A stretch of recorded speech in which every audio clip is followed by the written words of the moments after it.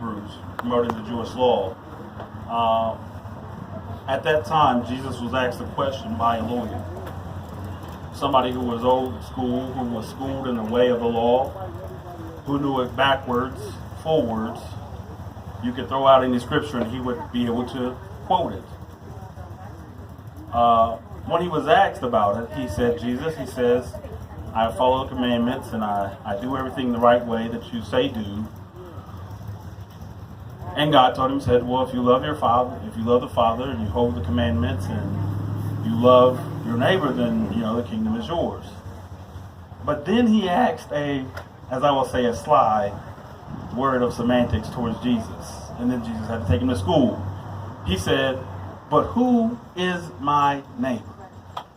Notice back then when we start talking about who is my neighbor, he was not talking about fellow Jews. That's why Jesus didn't answer the question and say, my fellow Jews. Because in that time, there was a segregation going on. You had the northern tribes of the Hebrews were just cast aside. They were cursed by God. They were kicked out. They said that they were going to be enslaved, so they were enslaved. But you had the Samaritans who were there, who said, we're not leaving. This is our home. We're not leaving. We're going to fight against this thing. And they were mixed with other nationalities and other tribes, even of tribes that have been cursed by God. So it's funny how God used a person that had been cursed and was not of the Jewish descent. Oh, okay. I'm sorry. I can speak louder. Trust me. I can get really loud. I was trying to keep it all down. But Jesus had said, he said, all right, then I'm going to tell you a story about who your neighbor is. He said there was a guy who was badly bruised and beaten. It is almost like today, and the young lady who was here earlier spoke about the people in New York, about how they pass over dead bodies. That's what the parable was about passing over something that had looked dead, had looked tarnished. They said that the priests were the first ones to come by. Now, the reason why he said they came by was because he had to show where it was not the Jew that was the lawyer's neighbor. That was the person who he seen every day, who he went to church with, the guy who lived beside him, who he could ask, can I borrow your lawnmower? That was that guy. So then he had to go down and he said, well, you had the Levites. Well, the Levites were of the royal priesthood. They were not the priests, but they were of the royal priesthood. So that is the guys who we say, hey, I know him from such and such. My son played t-ball with him.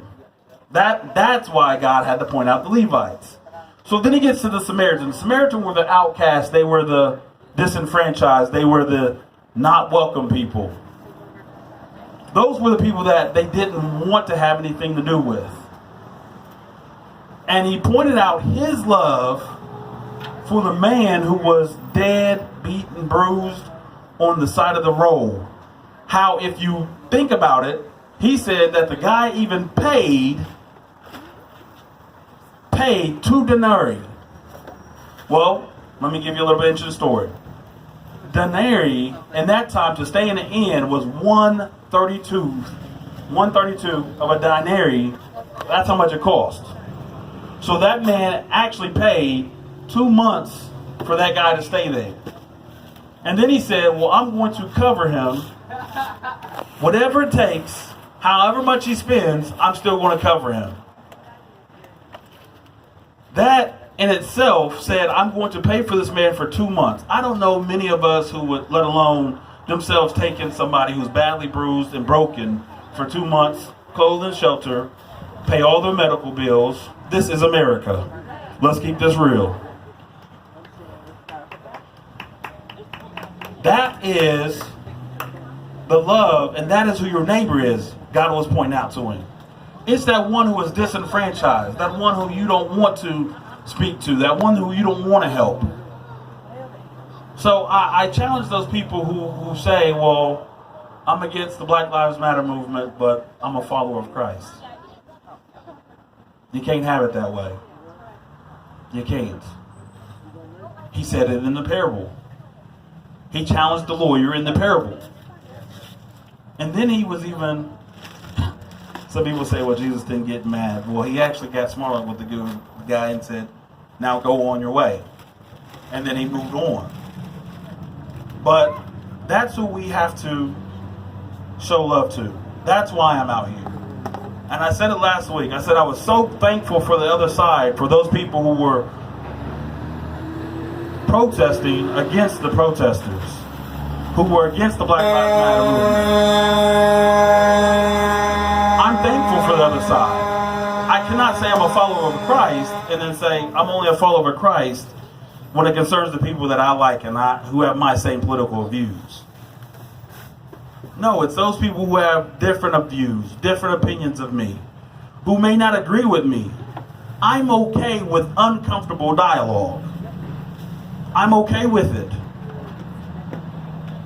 And that's where we have to get to as a nation. We know this thing is not going to be fixed tomorrow. We know it may not be fixed in 2 weeks. But we are trying to fix the system for everybody. And I have to say this in closing because many people don't catch this narrative, but I'll be the one up here that says it. Black Lives Matter does not mean we are against cops. I'll say that again just so y'all can go back and say that was said at the protest. Black Lives Matter does not mean against the police. It means we're against a system that perpetuates bad policing and a system that demoralizes a group.